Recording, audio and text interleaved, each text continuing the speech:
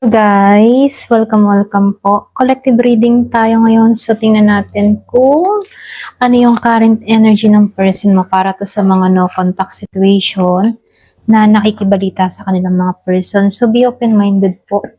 Hindi halos lahat makaresonate. Thank you nga po pala sa mga nagsusubscribe, sa mga bumabalik. Maraming salamat po. Give me the message for collective. Ano yung current energy ng person mo? Give me the message for collective. Ano yung current energy ng person mo? Give me the message for collective. Ano yung current energy ng person mo?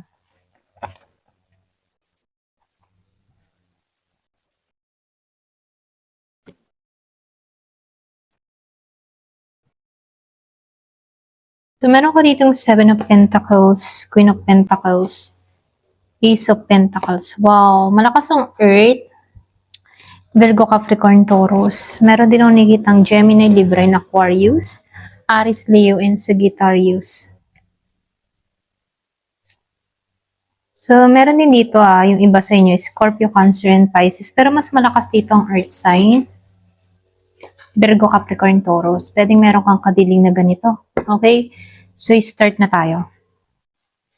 So, dito, no, yung iba sa inyo, nakikitaan ko lang dito, no, meron pang unfinished business sa inyo ng tao na to. Ayan, pasensya na kung maibo, ano.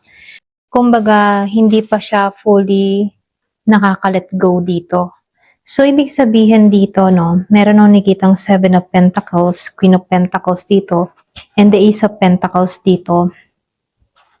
Ito yung malinaw na investment energy para sa'yo, okay?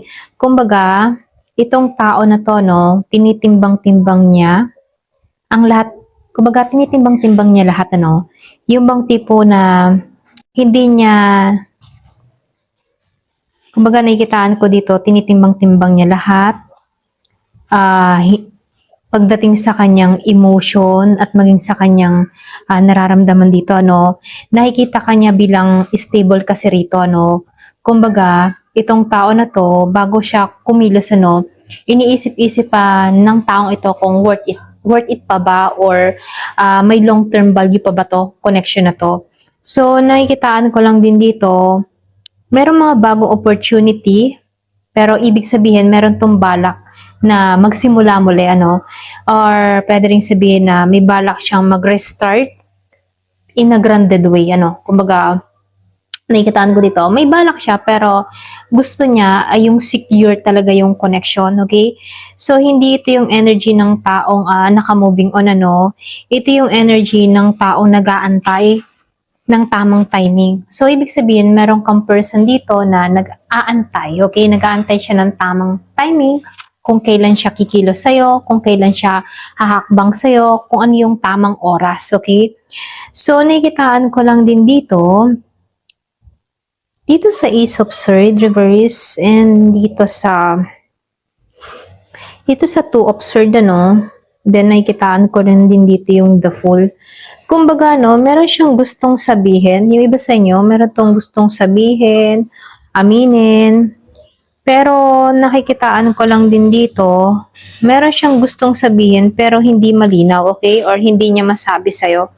Pwedeng dala na rin ng kanyang hiya or meron siyang mga takot, okay? Takot. So, meron akong nakikitang denial or pwede rin pag-iwas sa katotohanan, ano?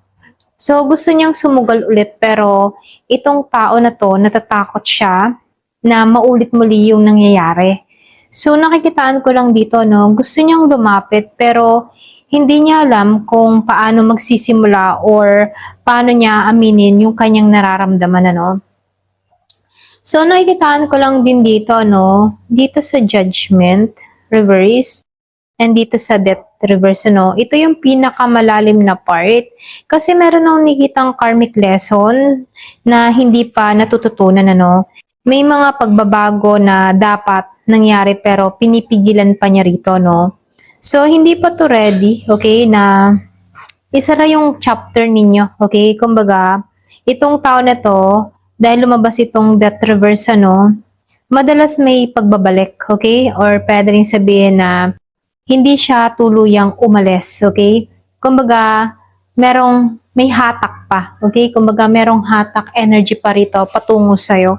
So, nakikitaan ko lang dito sa The Sun, ano, lumabas yung The Sun, Five of Pentacles reverse, dito, no? So, itong tao na to, meron siyang tunay pang nararamdaman sa'yo dito sa The Sun. Masaya to, okay? Masaya siya kapag naiisip ka niya, kapag naaalala ka niya, masaya siya talaga. So, meron lang siyang pride, ano? Gusto niya dito na magwagi, okay? Ayaw niya nang siya yung makokontrol. Gusto niya siya yung may hawak ng control. So, ayaw niyang maramdaman yung pagkawala mo or yung feeling na abandon, ano? So, ayaw niyang maramdaman yung ganon. Pero nakikitaan ko lang din dito, no? Masaya siya. Ayan, ano, masaya tong tao na to kapag naaalala ka. So, meron lang akong nakikitang ego, okay, na nangingibabaw dito. Pero itong taong ito, genuine yung kanyang saya at attraction pagdating sa'yo. So, meron lang akong nakikitang hidden dito, no? So, dito sa Four of Cups, ano? And then dito sa Page of Pentacles dito, no? So, ito yung ayaw niyang malaman mo. Ito lang nakikita ko dito, no? Kumbaga, meron tong mga ayaw niyang ipakita sa'yo, okay? So, meron tong mga, yung mga tipo na, meron siyang gustong iklaro. Ito lang nakikita ko dito, no? Meron siyang gustong gawin, yung bang tipong seryosong balak, seryosong mensahe, or pwede rin seryosong paramdam, okay? Meron akong nakikitang offer na something na stable itong taong ito, no? Hindi pa siya ma-reveal dito agad-agad, no? Pero nakikitaan ko dito na yung approach ng tao nito very slow yung energy, okay? So, dito, no, yung pinakabuod, ano, nakikitaan ko dito sa reading na to, kung akala mo, tapos na siya sa'yo, no? So, nagkakamali ka kasi nakikitaan ko lang din dito, hindi pa siya tapos sa'yo. Pero, hindi rin siya fully decisive, ano? May balak itong tao na to sa'yo. Sure na gagalaw agad, okay?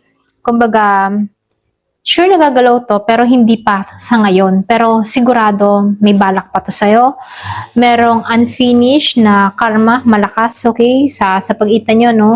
So, yung energy niya dito, hindi ka kayang bitawan nito, pero natatakot siyang bumalik, okay? Kumbaga, pwedeng timing lang talaga ang iniintay ng tao na to, kung kailan siya papasok sa'yo, okay? Kung kailan papasok sa buhay mo. Ayan.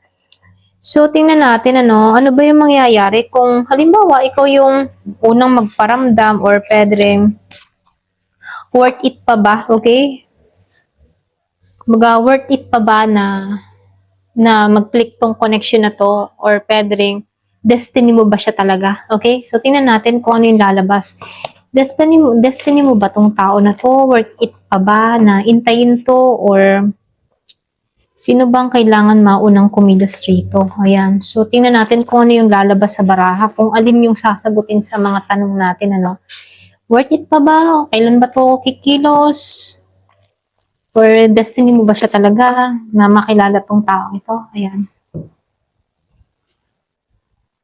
Give me the message. Ayan, pasensya na ano.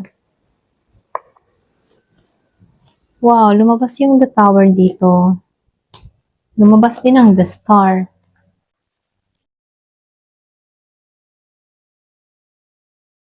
Lumabas ang The Sun. So, dito, no, nakikitaan ko dito, meron ditong biglaang pangyayari, ano. So, hindi mo to inaasahan, yung kilos ng tao na to. Kumbaga, dito sa The Tower, then dito lumabas ang lunar eclipse, ano. Meron nung nakikita ang biglaang pangyayari na magpapayanig sa sitwasyon nyo, ano. Kumbaga, pwedeng may revelation or biglaang realization. So, meron nung nakikitang tinago, hindi pa malinaw na lalabas, ano. Kumbaga, kasi dito sa eclipse, yung energy na to, no, yung bang tipo na unti-unting pagliwanag, matapos yung mga emotional confusion. So, hindi ito tahimik na ending, ha. Kumbaga, meron lang ako nakikitang shock, okay? Merong shock or biglaan dito sa the tower. So, pwedeng masya ka sa taong ito, no? Yung bang hindi mo to inaasahan na biglang magpakita. Kumbaga dito, hindi to tulad ng dati dito sa Three of Swords.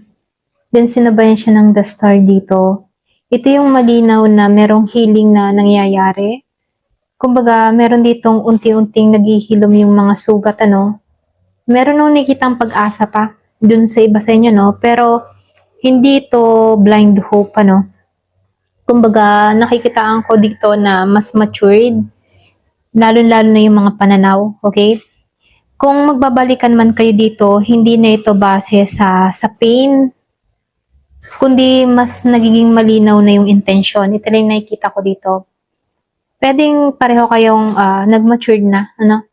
So, dito, meron lang ako nakikitang Queen of Cups reverse dito and the Hermit dito, no? So, ito lang yung emotional conflict dito. Kumbaga, isa sa inyo kasi or pwede ring pareho, ano, merong emotionally overwhelmed dati. Kumbaga, may pagka-sensitive or pwede ring overthinking o merong emotional imbalance, ano. Pero ngayon, meron ako nakikitang mas self-reflection siya, no? Kumbaga, nagiging maingat tong tao na to, lalo-lalo na sa mga nangyayari, okay? So, hindi na ito basta impulsive yung energy, mas introspective na, okay? Kumbaga, hindi na yung pabigla-bigla or something na magagalit agad. So, mas nagiging matured at nagiging mas maingat na, okay? Sa mga bibitawang salita, maging sa action, ano? So, nakikitaan ko lang din dito sa Seven of Cups, ano? Reverse. So, may klaro dito na yung choices, ano, ng taong ito, wala na yung dating isip ng mga kung ano-ano. Alam ng taong ito kung ano talaga yung gusto niya, okay? Kumbaga, nakikitaan ko lang din dito sa last quarter, dito sa moon. Ito yung energy ng pag-release ng mga luma, okay? Pwedeng mga lumang gawain, ah, lumang gawain, lumang idea, lumang pananaw, gano'n, ano. So, ito yung energy ng pagtatanggal doon. So, nakikitaan ko dito, magsisimula to ng bago. Alam mo yun, bago.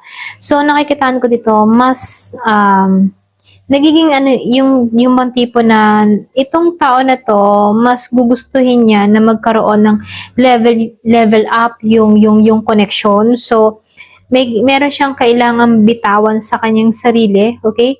At itong tao na to, meron na siyang tinatanggal sa kanyang sarili, no? Kaya itong tao na to, merong pagbabago na nagaganap. So, ito na yung nakikita ko dito, no? Kumbaga, inalis niya na yung mga luma niyang gawain or lumang bisyo, lumang habit, mga ganon. So, ito lang yung nakikita ko dito. Para ba siyang binuo niya muli yung kanyang sarili, ganon. Kaya lang dito, no, meron lang akong nakikitang guarded dito sa Nine of Wands. Or pwede rin hindi sumusuko. Pwedeng ikaw, very guarded ka, hindi ka sumusuko. And then nakikita ko din dito, yung iba sa inyo, pagod ka na kasing lumaban or ipaglaban pa to, ganon. So, hindi pa ito totally give up, ano, pero merong time na merong napapagod na, okay? Pwedeng isa sa inyo merong napapagod na. So, nakikitaan ko lang din dito sa Midday Sun, ayan. Dito sa Midday Sun and the Ace of Cups dito, no? Then, meron din ako nakikitang Six of Cups dito and the King of Wands reverse dito. Kumbaga, no, meron akong nakikitang bagong emotion dito sa taong ito, okay? Ito yung pinaka-strong sign dito sa Midday Sun. Meron siyang bagong emotion. Meron akong nakikitang ginagawa siya, okay? Pwedeng yung iba sa inyo, pwedeng meron kang person dito na meron mga pinagkakaabalahan sa social or sa publiko. Pwedeng ganun klase ng trabaho niya ngayon or meron tong mga ginagawa, okay? Yung iba sa inyo ha, hindi halos lahat. Meron ako nakikitang happiness na mas malinaw at mas open, okay? Yung iba sa inyo. So, kung mag-reconnect man kayo, no, hindi na ito patago. Pwedeng yung iba sa inyo na punta ka sa connection na patago, okay? Pero ngayon, nakikitaan ko dito, mas open na kayo sa isa't isa. Ibang wala nang kailangang itago, hindi na komplikado, ganon. Para bang meron ng tiwala, ganon, or pwede rin sabihin na meron akong nakikitang tao na magpapakatotoo na, okay? Yung hindi niya na ikahihiya tong connection na to, hindi niya na itatago tong connection na to. So, ito lang yung nakikita ko, no? Kung magre-reconnect man itong tao na to, hindi na ito patago. Ito lang yung nakikita ko, mas confident na siya rito. So, dito, no, meron lang akong nakikitang warning dito sa King of Wands reverse, ano? Meron lang akong nakikitang ego, pwedeng very pride or pwede rin ma-pride or controlling yung behavior ng taong ito. Yung iba sa inyo, no? Pero nakikita ko dito, kung hindi ito magbabago, babalik lang yung old pattern, no? Pero nakikitaan ko lang din dito, may potential na magbago tong tao na to. Kaya lang, yung risky lang dito, kailangan niya talagang lubusan, tanggalin yung mga lumang gawain or kung ano man kung ano man yung inyong pinag-ayawan, ano, or kung ano man yung naging issue ninyo, no, kung bakit kayo nawala sa isa't isa, no. Kumbaga dito, sinasabihan ka dito na kung hindi man nito tatanggalin yun, pwedeng maulit uli. Okay? Yung iba sa inyo, ha? So, yung pinaka-mensahe lang sa'yo dito, no, meron namang potential itong tao na to, pero kailangan kayo ay magtulungan, ano? Hindi dapat tulad ulit nung dati, okay? So dito kailangan kayo magtulungan, kailangan may tunay na pagbabago, hindi lang basta emosyon ang paiiralin dito, kundi yung maturity, okay? So yung energy ng connection nyo, no, nasira para maitama, ito lang nakikita ko. Pero kailangan meron ng maturity bago ito bumalik. Ito lang nakikita ko, no? Pwedeng pinagtagpo kayo para mag-matured ka, mag-matured siya, malaman mo kung ano yung pagkakamali mo at malaman din niya yung pagkakamali niya para lang sa ganun, no, kung mag-connect man kayo dito, hindi masayang yung pinagsamahan. Ito lang yung nakikita ko. Ayan, hanggang dito na lamang po. Thank you for watching. Love and peace.